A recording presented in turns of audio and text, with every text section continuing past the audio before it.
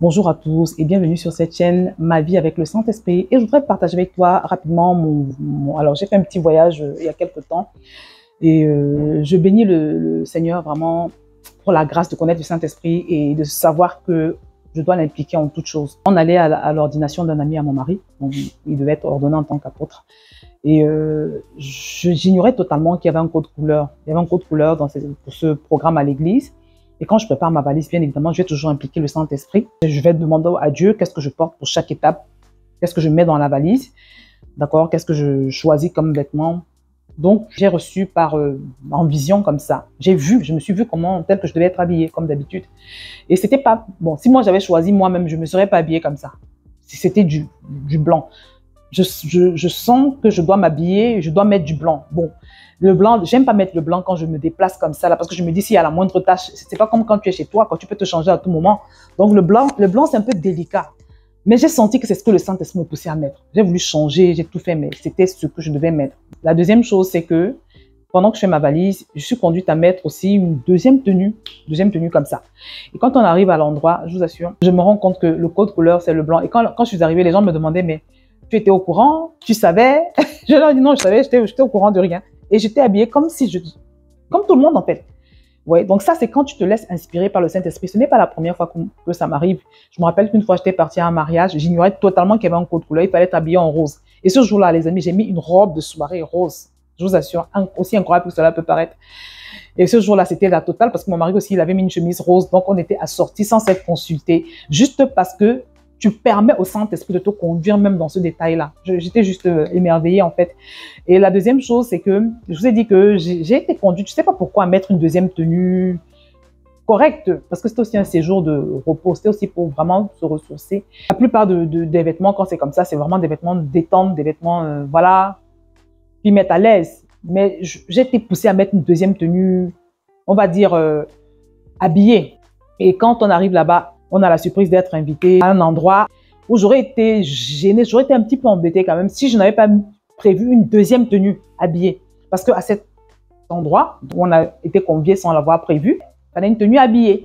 Bref, c'est juste pour vous dire les amis que quand tu impliques le Saint-Esprit, vraiment, il te guide. Quand tu impliques le Saint-Esprit, il te conduit. Quand tu impliques le Saint-Esprit, même dans les détails, il va te faire la chose juste, la bonne chose. Il sait ce qui va se passer à l'endroit où tu vas. Il sait quelles seront les surprises. Donc vraiment, laisse-le te conduire en toutes choses. Et la deuxième chose également, bien évidemment, j'ai recommandé le voyage. J'ai invité le Saint-Esprit, que ce soit à l'aller comme au retour. J'ai recommandé le vol, voilà. Et quand tu entres dans l'avion, tu dois manifester la puissance, la foi déjà dans ce que tu transportes, le Saint-Esprit, Dieu en toi, par le Saint-Esprit. D'accord? Donc, tu dois marcher dans la foi. Tu dois déjà recommander tout ton voyage. Demander au Saint-Esprit de te précéder. Tu dois l'interroger à toutes les étapes. Et quand tu entres dans l'avion, j'ai fait une vidéo spécifiquement pour ça. Tu prends possession des lieux, tu prends possession de l'atmosphère, tu prends possession du vol en lui-même, tu prends possession de tous les passagers, des pilotes. Parce que parfois, des pilotes entendent des voix. Il y a des pilotes suicidaires, comme c'est le pilote de Air India, visiblement. Si vous n'êtes pas au courant, l'un d'eux aurait coupé l'arrivée de carburant et c'est ce qui aurait été à l'origine du crash en fait. Bref, on ne sait jamais comment Satan peut entrer dans le cœur, soit d'un pilote ou bien dans le cœur d'un passager qui peut commencer à faire des choses, tu vois, alors qu'il n'avait pas prévu. C'est pour ça que c'est important, en plus de prendre possession des lieux, de l'atmosphère, du trajet, de soumettre également toute pensée captive parmi et les passagers et l'équipage à l'obéissance de Christ. C'est très important. Le Saint-Esprit doit t'accompagner en tout temps et en toutes circonstances, vraiment. Donc, c'est ce que j'ai fait, c'est ce que j'ai fait. Et je vous assure qu'au retour, c'était pas du tout simple. Je sais parce que l'ennemi avait prévu, mais je sens qu'il avait prévu quelque chose de pas drôle du tout. Parce que quand on revenait, quand on se dirige vers l'aéroport, on est proche de l'aéroport, on reçoit un message qui nous dit que le vol a été annulé. Et quand on arrive sur place, je demande à une hôtesse au sol pourquoi le vol a été annulé. Elle me dit que il y a de gros problèmes météorologiques, qu'il y a des orages partout, ce n'est pas le seul vol qui a été annulé, c'est compliqué ici. Donc elle nous dit qu'au lieu de partir à 14 h comme initialement prévu, on va partir à 18 h. Donc 18 h arrive, on se retrouve dans l'avion, on se rend compte qu'il met du temps, il ne décolle pas, on ne comprend pas. À un moment donné, le pilote nous annonce que on ne va pas pouvoir décoller tout de suite, il faut attendre 45 minutes parce que le contrôleur aérien dit qu'il ne faut surtout pas qu'il parte parce que les conditions sont toujours mauvaises, les conditions météorologiques. Donc voilà, on commence à prier, à déclarer la parole, à faire des prières d'interdiction, à annuler tout agenda du malin, voilà, à fluidifier même également le chemin, d'accord, le trajet de l'avion, à déclarer la parole que Dieu est le Dieu qui garde nos départs et nos arrivées, que l'ange de l'Éternel campe autour de celui qui le craint et que vraiment cet avion est entouré du mystère angélique. Nous avons appelé le mystère angélique conformément à la parole de Dieu qui dit que l'ange de l'Éternel campe autour de celui qui le craint et ne lui arrive aucun malheur.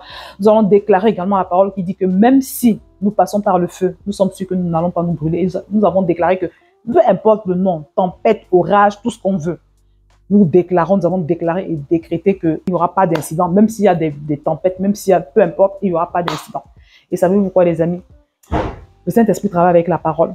Le trajet était nickel. C'est-à-dire que tellement qu'ils ont annoncé des choses terribles pendant le vol que je pense que chaque passager a bien serré sa ceinture parce que tellement on disait que oui, il va y avoir des turbulences, il va y avoir ci.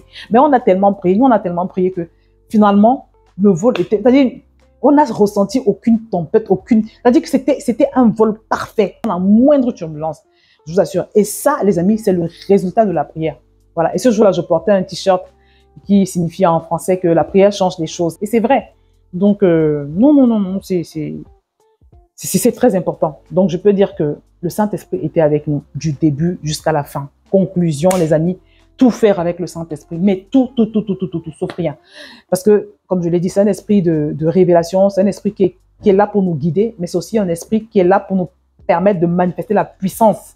Voilà, la puissance de Dieu à l'intérieur de nous. Parce que le Saint-Esprit, c'est un esprit de puissance. Et la Bible nous dit que où est l'esprit, là est la liberté. Donc, si le Saint-Esprit est là en toi, tu peux pas être victime d'accidents causés par une influence démoniaque que Satan a eu sur un pilote ou bien, non.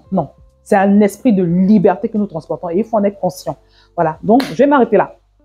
Le challenge 21 jours synchronisés avec le Saint-Esprit va commencer ce vendredi, d'accord? Donc, je t'invite vraiment à t'inscrire si tu ne l'as jamais fait. Inscris-toi, tu peux le faire gratuitement. Il suffit pour cela de montrer ton justificatif du livre 21 jours pour apprendre à marcher avec Dieu par le Saint-Esprit. Tu peux l'avoir en version numérique, téléchargement immédiat ou le commander sur Amazon. Donc voilà, implique le Saint-Esprit en toutes choses, dans ta cuisine, dans ton bricolage, quand tu prépares tes dossiers, au travail, quand tu prépares ta valise, quand tu prépares ton voyage, implique-le dans toutes les étapes de ton voyage. Sois toujours conscient de sa présence, de sa gloire qui t'entoure et tu vas voir que ta vie sera meilleure. Donc, c'est ce que je voulais partager avec vous. Si tu n'as pas encore fait la paix avec Dieu, c'est le moment. Dis sincèrement la prière que je vais te mettre en bas de cette vidéo et le Saint-Esprit également va venir habiter en toi et tu vas toi aussi commencer à vivre des choses glorieuses. Donc, je vais m'arrêter là. N'oublie pas de partager cette vidéo à un maximum de personnes parce que beaucoup ignorent ce que je partage ici aujourd'hui. Je vais donc m'arrêter là et que le Seigneur te bénisse.